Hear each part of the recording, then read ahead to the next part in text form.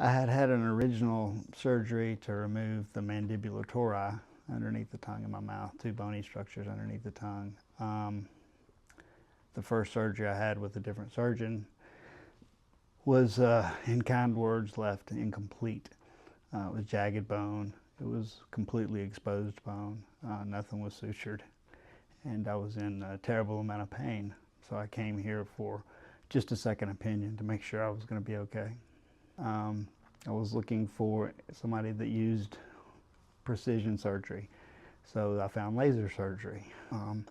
So I called multiple places that use it in dentistry, and this was the first place that said, hey, we use it in dentistry, but come in for a consultation. The person that took me back to do the intake was fantastic. Very calm, very confident.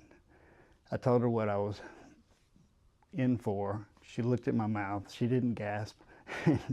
And she said very confidently, we can help you. It was night and day from the first surgery.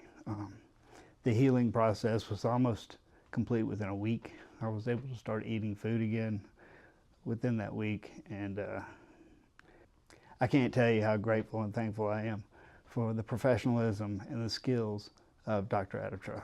So yeah, I couldn't be happier.